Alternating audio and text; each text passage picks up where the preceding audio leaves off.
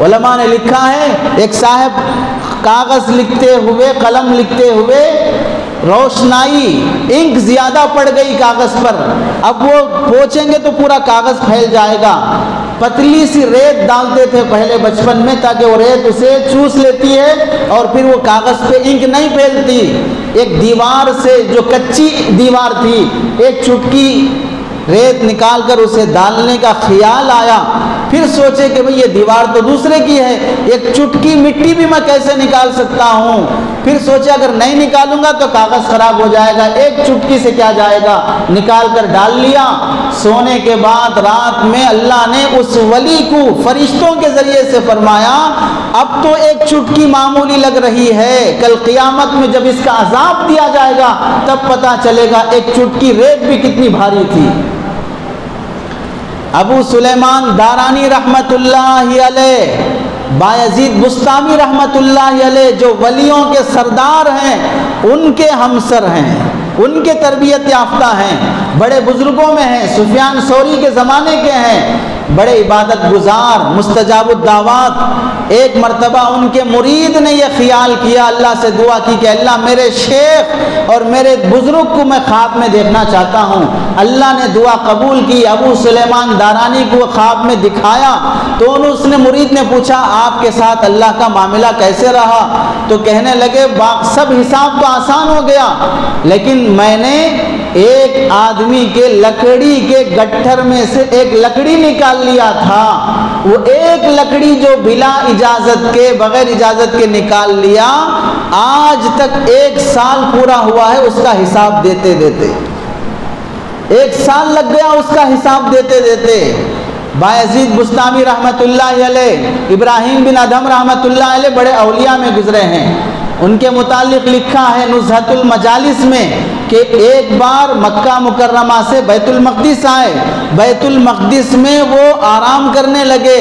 اللہ نے 2 نورانی لوگوں کو بھیجا، وہ فرشتے ہیں، رجال غیب ہیں، کون ہیں؟ بہرحال نزہۃ المجالس کے حوالے سے وہ مفتیان اکرام نے لکھا ہے کہ ایک فرشتہ دوسرے فرشتے سے کہہ رہا ہے کہ یہاں بیت المقدس میں ایک بندہ سو رہا ہے، 1 سال سے اس کی عبادت قبول نہیں ہو رہی ہے، 1 سال سے اس کی عبادت، کوئی عبادت قبول نہیں ہو رہی ہے وہ اللہ کا ولی، لیکن 1 سال سے عبادت قبول نہیں ہو رہی ہے۔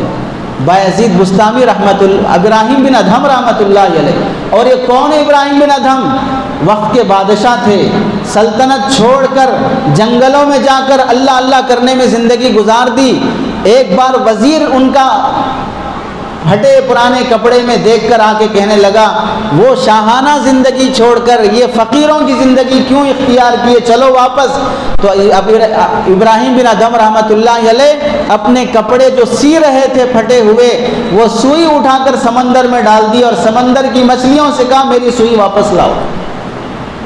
سمندر کی مچھلیاں سونے چاندی کی سوئیاں لانے لگی، انہوں نے کہا نہیں میری سوئی مجھے چاہیے۔ ایک مچھلی وہ سوئی لائی تو سوئی اٹھا کر وزیر سے کہنے لگے بادشاہت وہ ہے یا بادشاہت یہ ہے؟ وہاں بادشاہ بن کے تھا تو دوسرا بادشاہ مارنے کی چکر میں ہے، ایک دوسرے کی حکومتیں گرانے کی فکر میں ہے، یہاں بادشاہت ایسی کہ میری سوئی بھی مجھ سے گم نہیں ہوتی ہے۔ وہاں تو پوری بادشاہت کو لوٹنے کے لیے دوسرا بادشاہ چکر میں رہتا ہے، الیکشن چلتا ہے تو یہ پارٹی کو گرانے کے لیے وہ پارٹی کیا نہیں کرتی ہے، کتنا دوسرے کے خلاف جھوٹ نہیں بولتے ہیں، کتنا نوٹ بندی کے بہانے پیسے جمع کر کے پیسہ لٹاتے نہیں ہیں اپنے حکومت کو اجاگر کرنے اور اوپر لانے کے لیے۔ تو حکومت وہ ہے یا یہ ہے جہاں پر میری ایک سوئی بھی محفوظ ہے؟ ویسا ولی 1 سال سے عبادت قبول نہیں ہو رہی ہے۔ تو دوسرے نے کہا کیوں قبول نہیں ہو رہی ہے؟ 1 سال پہلے مکہ مکرمہ میں اس بندے نے کھجور خریدا تھا اور ایک کھجور سامنے گرا ہوا تھا،